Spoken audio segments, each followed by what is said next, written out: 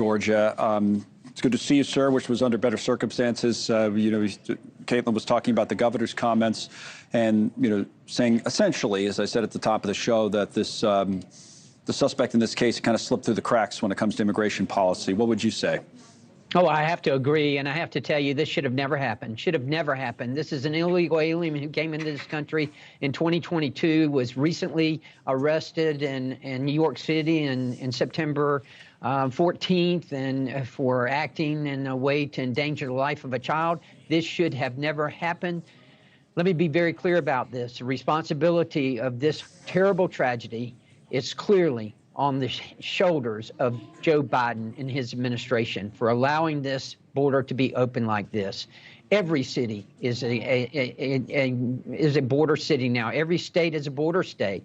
I was just at a luncheon, an exchange club luncheon. A father came up to me and he said that his daughter, 13 weeks pregnant, last night was involved in an auto crash. Someone rear-ended her. It was an illegal alien, drunk, with an open container in his car. And as soon as it happened, he comes up and knocks on the window saying, "No police, no police, no license, no license." This is a tragedy that should have never happened. Laken Riley was a wonderful young lady from everything that we've seen. I texted with the father yesterday, and just a great family, and had dedicated herself to being a nurse, to helping people. And now she's no longer with us. Anything else you can share from your exchange with her dad, or? Well, as you can imagine, it is particularly difficult for her mother. Evidently, she and her mother were very, very close, as her father described it, and he's doing everything he can to support the mother right now. Okay. On immigration policy, you brought it up. Governor talked about it earlier. Similar phraseology to what you used, that every state, every city is now a border city, is a border state. So, there's a couple of ways of looking at this. One, would you say that more should be done at the federal level?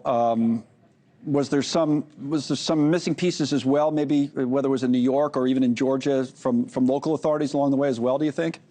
Well, there is. Athens, Georgia is a sanctuary city. New York City is a sanctuary city where he was arrested back in September of last year. That just invites illegals into the city and into the university city, our flagship university here in our state of Georgia, where I went to school, where my children went to school, my sons went to school there, and we've got so many students there, and yet the city council and the authorities there are welcoming them in. This is something that's got to stop. We cannot let this happen in our country. And the administration has the ability to stop this. Joe Biden could stop this. We passed in the House H.R. 2, which is the most comprehensive border bill that there is out there. And if we could get the Senate to take that up, then we could end much of this. But let me be clear, the president can end this. He can end this himself. But as you know, the other bill that was agreed to, they had the agreement in the Senate, which had everything combined into one, that did have a lot of the border measures you Republicans were pushing for in it, and it was the Republicans that kind of pushed back on that. Well, but it had other things in it, too. So I think you're apples and oranges here. H.R. 2 is the perfect border bill. If the Senate were to take up H.R. 2, then we would not have this problem. And again, this administration, if they would simply end the catch and release program, if they would simply reinstate the Remain in Mexico policy, if they would simply finish the construction of that wall, then we can end all of this, and the administration can do that.